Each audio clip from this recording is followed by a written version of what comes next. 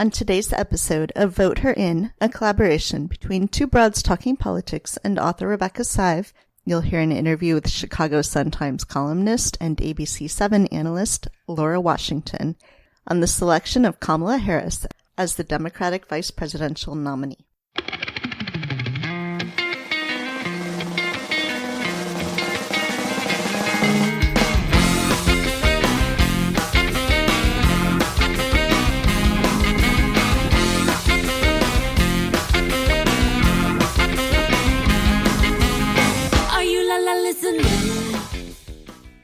Hi, everyone. This is Kelly, and you're listening to Vote Her In, which is a collaboration between Two Broads Talking Politics and author Rebecca Sive, where we were originally looking at the movement to elect our first women president.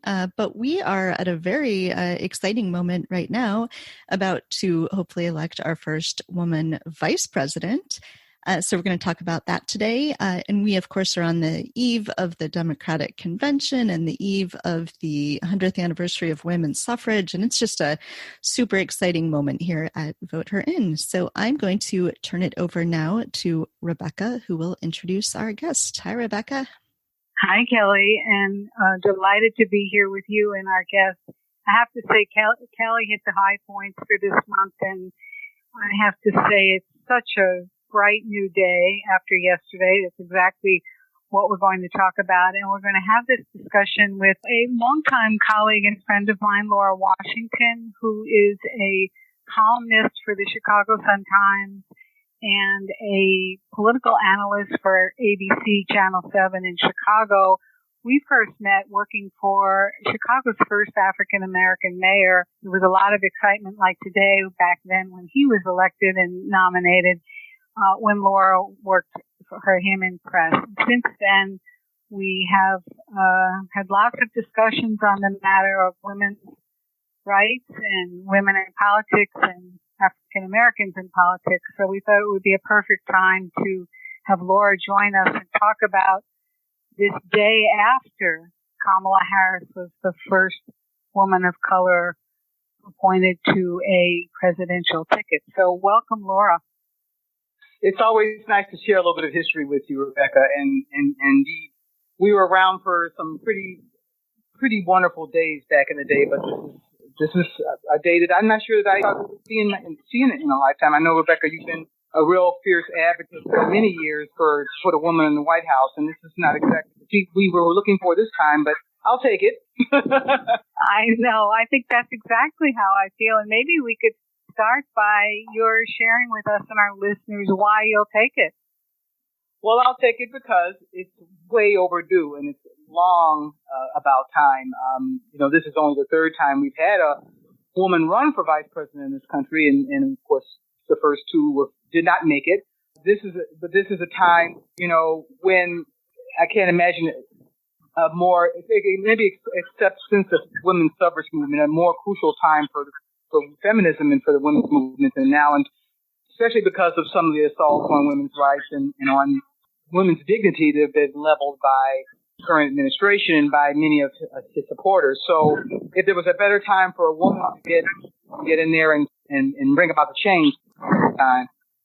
Share with us your thoughts about it being this nomination being at a time with a presidential nominee who's, I think, the oldest who's ever run, perhaps positioning her to run for the presidency herself in 4 years.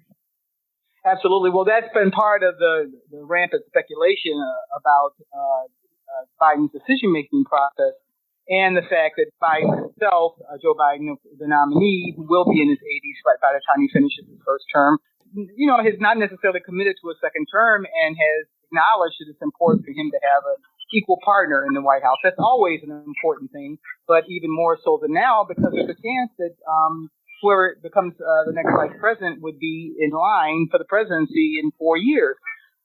So even more excitement from the perspective of women, not to say that that's what's going to happen, but if it happens that he's ready to pass on the mantle after his first term, it would mean a much shorter turnaround, particularly if for Democrats who would want to see the first woman in the White House be a Democrat. It'd be a much shorter turnaround than the 8 years you might have to wait normally in these cycles. And given that, as you know better than anybody, Rebecca, how long women have been waiting for this moment, we had a very qualified, very well-positioned, very powerful woman run for president last time, and she didn't make it.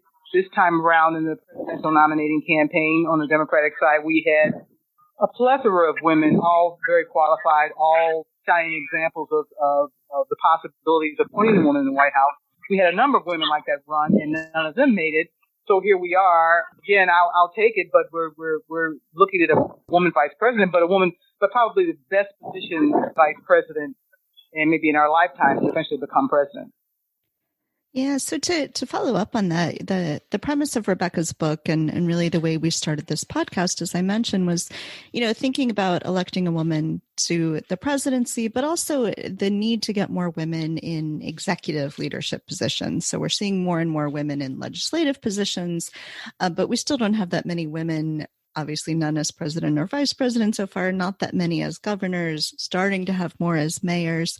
Do you think that this selection of a woman to be the vice presidential nominee, only the third time it's happened, that's going to have an effect on more women running for succeeding in obtaining executive positions? What does that kind of do? What sort of wave might this create? Well, I'm hoping, if nothing else, that Kamala Harris is a vice presidential nominee, and possibly as a vice president will inspire women of all levels in government and women of all levels of professionalism who want to reach high. I think, it's just like with African Americans seeing Barack Obama in the White House. I think that in many ways, Barack Obama was an inspiration to both African American men and women to seek higher office. And I think Joe Biden said it today in his introductory speech when he introduced and appeared for the first time with Kamala Harris. He talked about little black and brown girls waking up this morning and seeing themselves in Kamala Harris.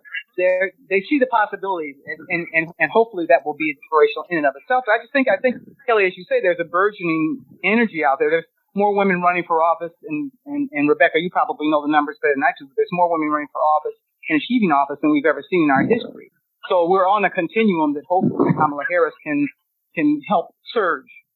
And in that context, one of the things I was kind of mulling over last night and thinking about, I was recalling the campaign and election of the first black woman to serve in the Senate, our friend Carol Moseley Braun from Illinois. And that was back in 1992 when it was called the Year of the Woman, right? Thank goodness right. Every year is a bit of a Year of the Woman now.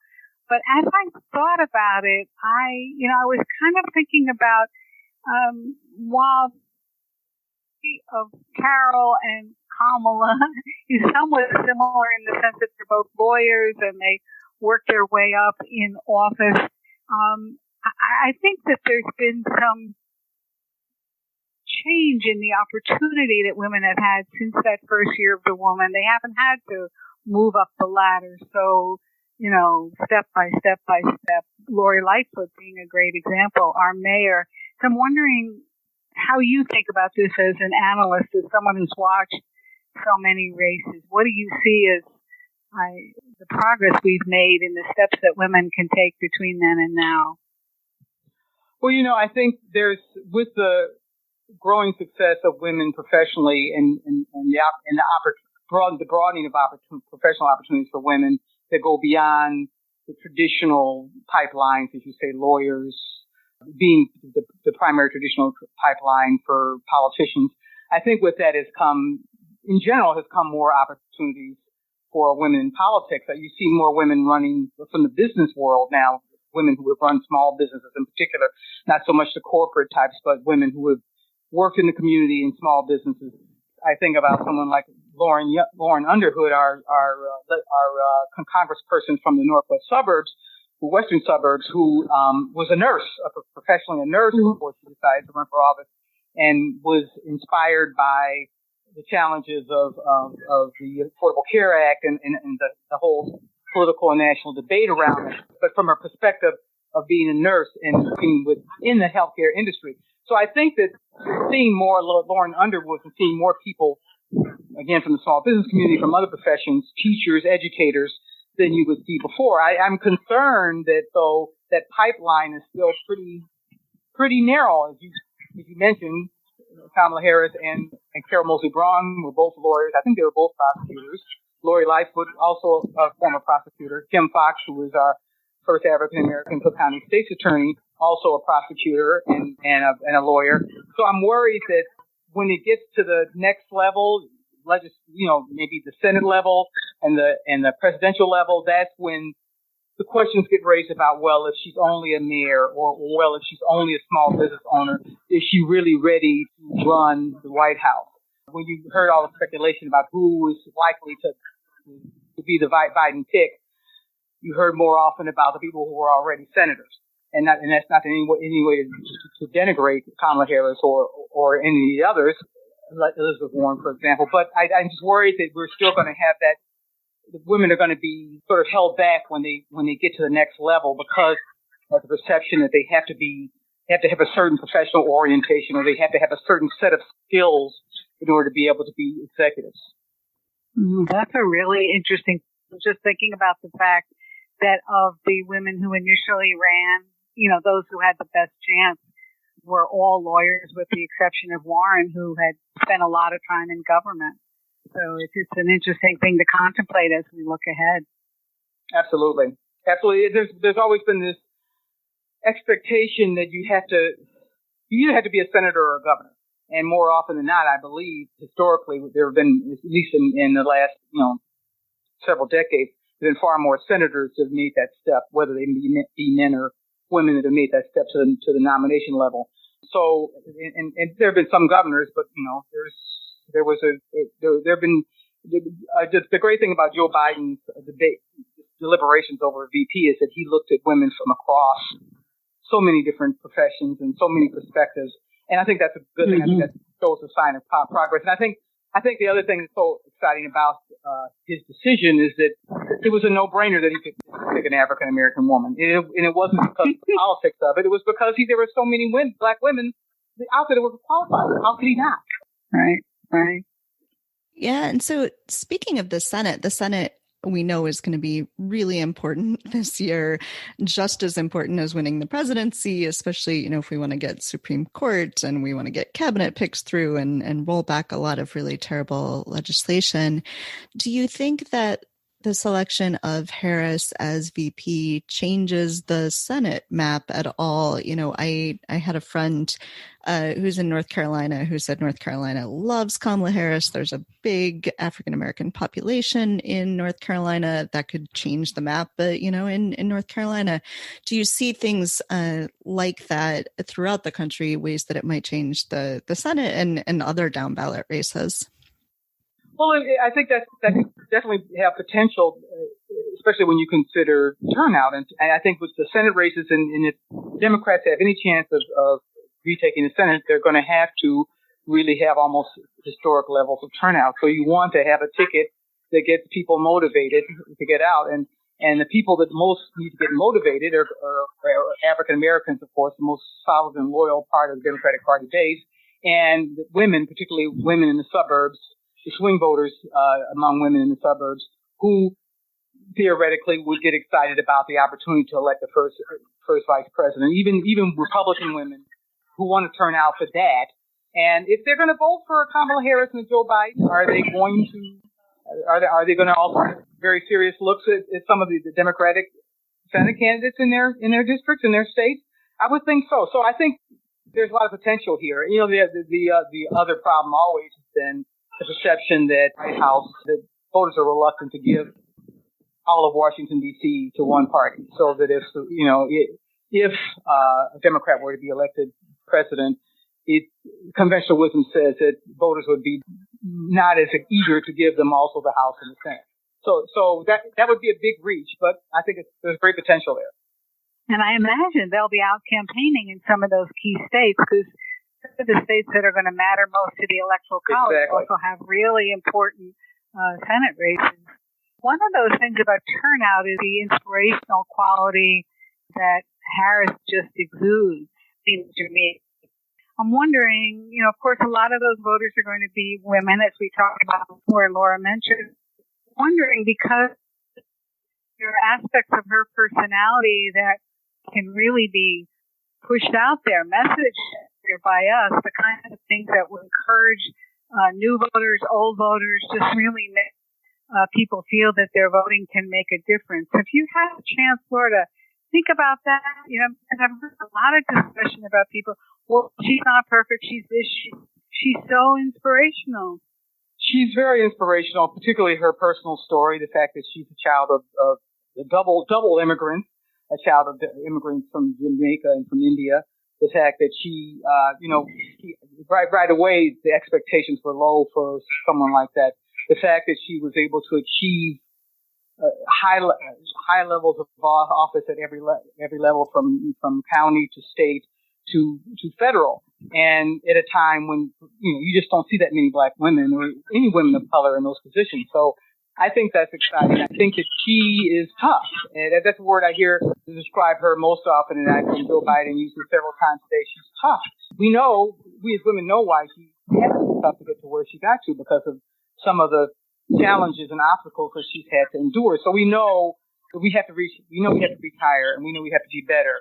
And so I think that gives her a quality that I think will inspire a lot of people. And there's been a lot of debate in the text from the Republican side have already started on her, and there's been a lot of talk about how she's too aggressive and she's too ambitious. And I think those are qualities that ambitious people and aspiring people really embrace. I think people love that in their politicians and in the people that they aspire to and that they see as leaders. So I think that, yes, she is those things, but in a positive way. She's aspirational, and I think that comes across. And she does it in a classy, delicate, gentle way. She's not harsh. She's not the angry black woman that some people might want to paint her. She brings a lot of class, a lot of dignity. And she reminds me a lot in that way of Carol Moseley Braun. It's just a great new day. I think we probably our time is up, but I wonder, Laura, if you could just share with our listeners as we close, most of whom are activist women, as you mentioned, guidance you would give them, besides reading your column about where they should look for information or what they should think about, or what from your own political experience you think they should get busy doing. Well, obviously they have to get to work. That's the most important thing. To find a way to play a role in this campaign, whether it be on the local level or the presidential level, volunteer, go out and do canvassing, make the phone calls, particularly not just if you're interested in getting involved in electoral politics or if you want to be a politician yourself, but because it's an important way of educating yourself, particularly at this time of COVID-19. We've got more time on our hands and less things to do with this than ever. So there's real opportunity here, I think, to really raise the level of political engagement. And then the other thing, as a journalist, and especially when I teach journalism classes, and I would say this to any voter, is that you need to be very aware of the news and read and be a very astute news consumer. Stay as far away as you can from social media and read real stuff that you've selected on your own. Valid, accurate stuff. Be a discriminating news consumer, because having the correct information before you politically engage and before you vote this fall is going to be more crucial than ever. I want to thank you, Laura, for taking time today to do this. I know you're running off to do another interview about this, but we're going to close by jumping up and down in our chairs, and I hope everyone will join us and say, vote her in. So thank you very much, and we'll talk to you soon. Absolutely. Thank you, Rebecca and Kelly. Thanks so much. He just repeated the words that came out of her mouth. Now they're la listening, like they're just hearing it for the first time now. Are you la listening? He interrupted her expectation. La listen to him tell her everything that she already knows. Oh, what you see.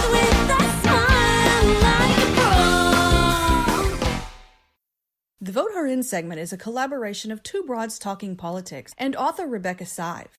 Our theme song is called Are You Listening off of the album Elephant-Shaped Trees by the band Immunuri, and we're using it with permission of the band. Our logo and other original artwork is by Matthew Weflin and was created for use by this podcast. You can contact us at twobroadstalkingpolitics@gmail.com or on Twitter or Facebook at Two Broads Talk.